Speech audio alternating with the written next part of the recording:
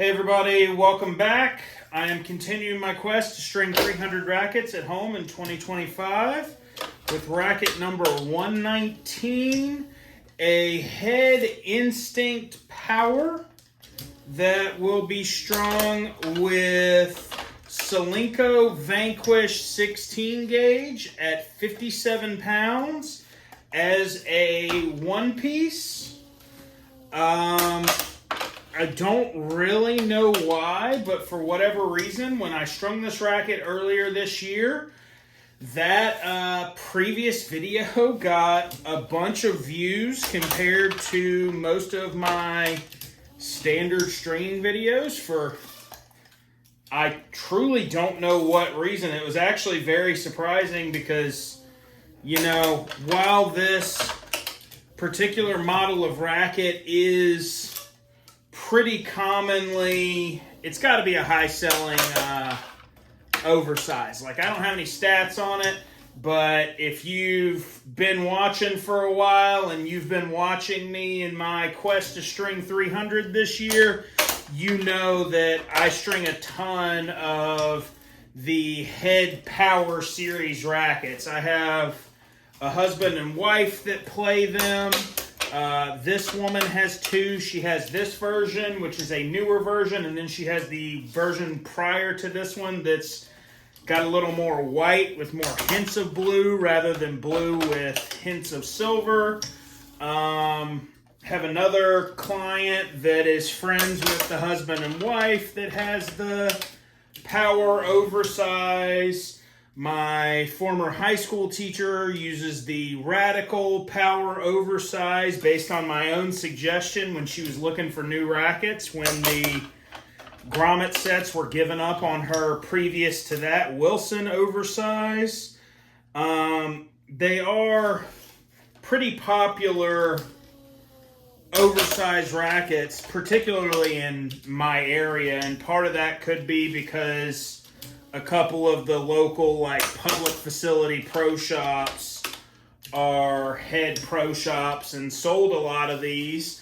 And a lot of the teaching pros actually would use these as their rackets for lessons, really to get them in the hands of more beginner and older players. But for whatever reason, that video earlier this year was super duper popular. I don't know if people were looking for how to string this racket or what.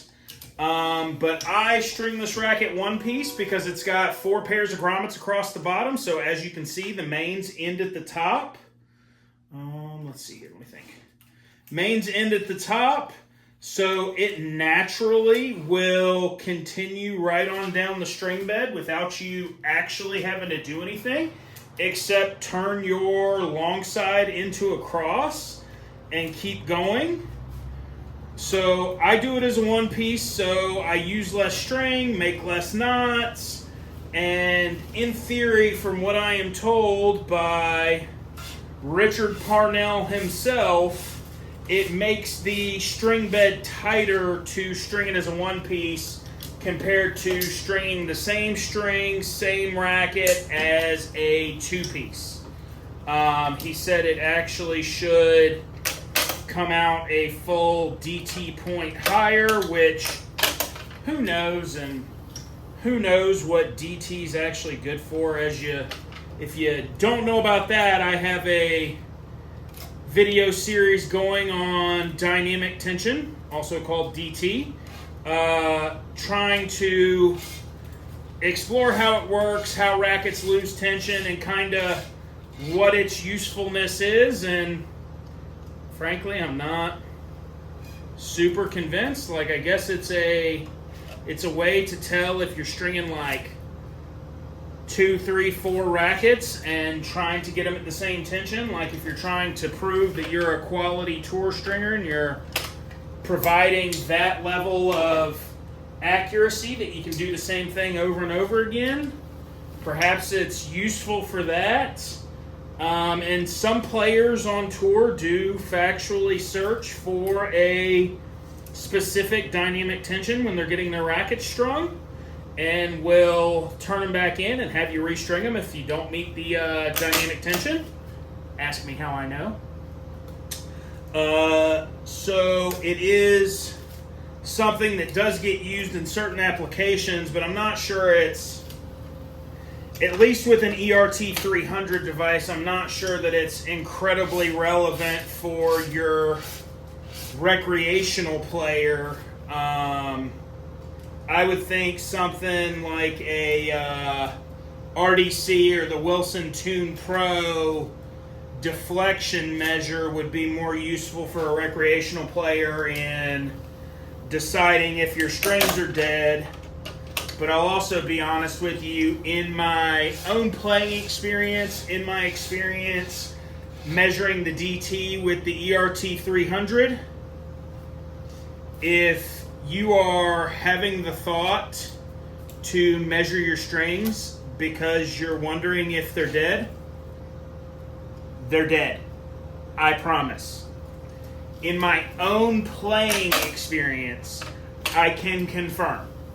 I am a person, as I may have said on here before, and I tell a lot of my stringing clients, it's hard for me to tell you how a dead string feels, because it's been a very long time since I have played dead strings on purpose. I am a person that strings my racket every time I play it because I don't really incur any string costs because Solinco sends me stuff, and I don't really incur any labor costs because it takes me like 15 minutes to string my own racket, so it's not a big deal to me.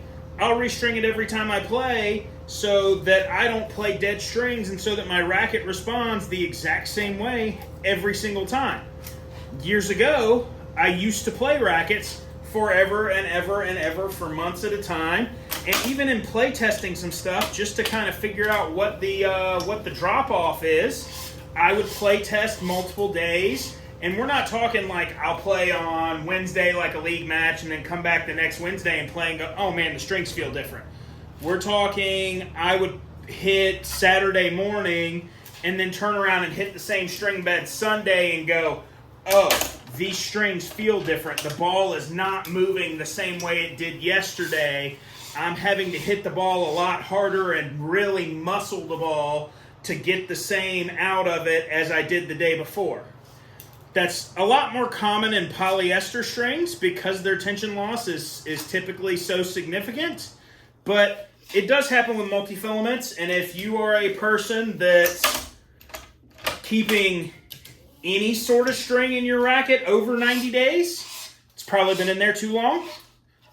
Natural gut included, because they do lose tension over time, and they do start to wear, and depending on what part of the United States or the world you're in, getting exposed to humidity causes degradation, even with the coatings, because the coatings wear as you strike the ball. So getting exposed to high humidity or like damp clay courts degrades the strings, and you probably need new ones. You probably get better playability for most of that 90 days than somebody playing a synthetic gut or a polyester or even a nice multifilament, but 90 days is kind of your limit. I don't really subscribe to the however many days a week you play, because there are folks that play 7 days a week and frankly they're hackers. Like all they do is this is basically a giant ping pong paddle, and they just kind of bunt everything back or slice everything back, and their strings will last a really long time, and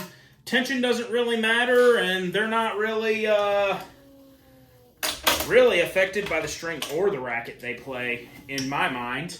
But if you're a player that relies on striking the ball well and timing the ball and hitting top spin and hitting nice fundamental forehands and backhands, you probably need to get your rackets restrung more than you are. At least 4 times a year. That's what I put on my string label stickers. I put a suggested restring date of 90 days. And realistically, if you're a high-level player like a high school player or a junior or 4-5 or above, you probably, to play your optimal tennis, need to be getting your racket strung a lot more often than that. If you're a high school player and you're playing 5-6 days a week, like you're during season, even with a polyester, remember your goal is not to break the strings. Your goal is to play your best. You should probably get that racket restrung every couple weeks. As unfortunate as that sounds, financially, if you're going to play your best tennis, you're gonna spend some money and you're gonna keep your equipment up. And so probably every 2 weeks, if you're a high school player, I mean, let's say you have a 7, 8, 9 UTR, like you're a 1-2 type player for a good large high school, you're going to be hitting the ball hard enough that depending on the gauge of string and the type of string, you may be restringing every couple weeks. But even if you're not, we're not going for durability. We're going for playability. You're looking to win matches. You're looking to bring your UTR up. You're looking to possibly play college tennis. Spend a little money, get your rackets restrung.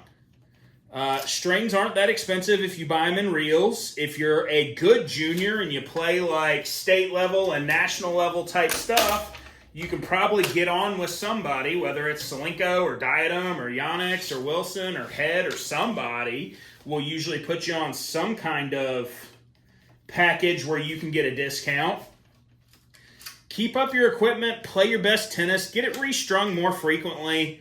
It's not going to hurt anything except your wallet. And realistically, your return on that is going to be immense. And realistically also, if you're... This is the difference between my shop and my shop being a personal shop that I run out of my home versus a regular store somewhere. If you're a kid and you tell me, hey, my season is 4 months long and I'm going to get my racket strung every 2 weeks like clockwork and I'm buying strings from you, congratulations. I'll give your parents a discount on either the strings or the labor or both. Like, you're going to do okay with me. You may not get a discount from your large shops and stuff like that, but if you tell me, hey, I'm going to guarantee you over the course of the season, over the next 4 months, I'm going to guarantee you 8 rackets, or let's say you're getting both your rackets restrung and it's 16 rackets, I'm going to give you a discount. Really, you're probably not going to pay for 16 rackets. You're probably going to pay for like 14 rackets or 13 rackets. Like, I'm going to give you a reasonable discount on each one of those because the business is coming. And it may not be like your first 2 or 3 rackets. You may not see anything for the first few weeks, but then you come that 4th week and I go, all right, well, this time it's string charge only. Because I understand that funds aren't unlimited. But I also, especially as high school kids, want you to play your best tennis and want you to remain injury-free. And if I can enable you to string more frequently by slinging you a discount and helping your parents out, I absolutely want to do that because we want to keep you on court. It's that simple. And I mean, that's kind of everybody. I've got a lot of middle-aged and older clients that disappear for a month or 2 at a time, and I'll call them and say, hey, I hadn't seen you in a while, what's going on? And it's, oh, I hurt my shoulder, blah, blah, blah, and I'm ready to come back, I need to get my rackets restrung. And then they show up wanting to do the same thing they've done before, and we have to have a discussion about, well, you know, that wasn't really working out all that well if you ended up injured unless you hurt yourself doing something completely different. Why don't we make a change and work toward a better solution? Because ultimately the goal is to get everybody to play their best tennis and to play their best tennis injury-free. All right, racket is complete with this one. I also put an overgrip on it for her. I don't charge for overgrips. I just include them as part of it, whether it's me strapping it to the handle and you carry it with you or it's me installing it. This racket is a 16-19 pattern. Your skips on the mains are at 8 throat and 7 and 9 head. So you've got a double skip at the top. It's a little wider. It's fan pattern. You can see that. 8 at the bottom. For me, since I did it one piece, your tie off is 8 head, and I think the paint lists it as the tie off for the main And then 1, 2, 3, 4, 5, 6, 7 throat, which is also listed as a tie-off. So Head does a really good job listing their patterns.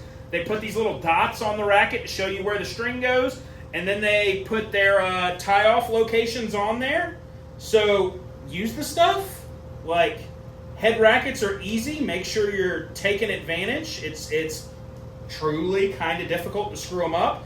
Even on some of the like wild fan pattern rackets, like that Radical that I've kind of discussed before, where it's a 14-19, they tell you which holes to go through for even that specialty pattern and put on it, hey, this is the 14-19 pattern and this is the 16-19 pattern and maybe 14-17 or 14-16, I don't know, it's super open pattern. But regardless, they put all of the information on there.